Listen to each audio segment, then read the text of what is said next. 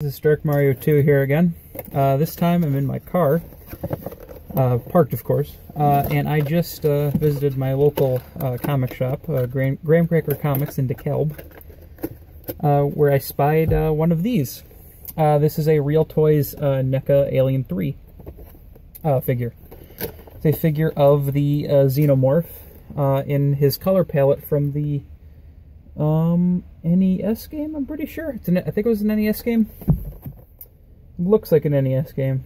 Anyway, this one looks really interesting, considering it actually has two palettes for the alien, depending on which side you have him facing, which is really cool.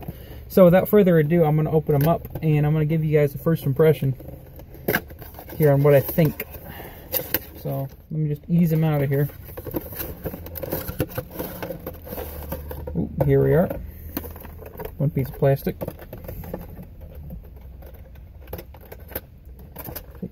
Take the twisty tie out. Twisty tie number 1. Twisty tie number 2. Almost. And twisty tie, of course. Cannot forget number 3. Oh, and there's a fourth one here if I take him out. Alright, looks like he comes with just like the oh, there's another one up here. Man, they really have him tied in here good. I'll tell you that much.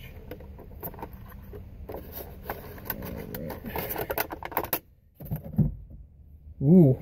Alright. Oh, and we have another one around the... I keep thinking we're done here. Hold on. Keep thinking we're done here. Let me just take him out. Okay. That should do it. And also, I apologize if you can't see me completely. You're on the dashboard of my car behind the steering wheel. You can probably even see the steering wheel. It also comes with a stand, but I'm going to leave that in here because it's just, you know, it's a stand. It's got a base. It's got a stick with like a C-clamp on it. Your figure can now stand up. So let's take a look. Ooh, this is nice. This is very nice. I previously bought the Alien Isolation Xenomorph from my local Toys R Us, and I thought that was a good figure. This has got some definite. This one has some definite weight to it too. The tail's really nice on this one. It's even got that nice like blade on the end. That's cool. Let's see what the articulation's like. So he's got slight articulation in the hips. It's sort of hampered by these big, I don't know, I call them patella? These big bony ridges on his hips there. So it kind of limits the movement a little bit, but it's enough. See, in terms of leg articulation, double jointed knees. We also have like the secondary sort of like, you know, cat-like knee. There's ankle articulation. I find it pretty interesting, considering, I guess, comparing with the Isolation Xenomorph, is that the feet are different, the hands are different, the arms are different.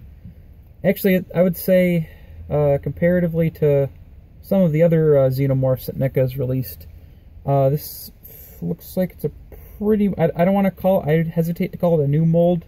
It's probably like the... I would imagine it's probably the original mold for the Xenomorph compared to like the Isolation mold, because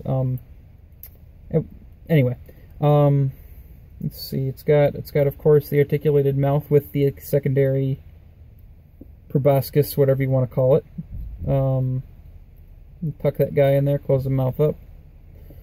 So he's got shoulder articulation going out to there, double jointed elbows, jointed wrists, a sort of midriff joint that it feels a little bit loose, but it doesn't feel too bad. And of course we have the, I think I already showed this off kind of when I opened it, but the this tail that he's got, this tail is pretty much as long as the figure is. If I extend this guy out completely, it looks like it's at least almost a foot long. Which, see, if I extend the figure out, he should also be about that tall, I would imagine.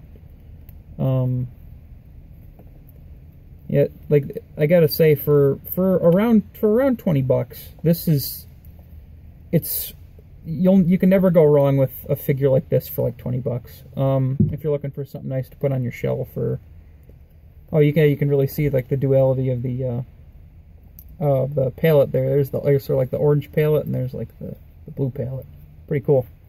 But yeah, I really like. I mean, just knee-jerk reaction. I really like this figure.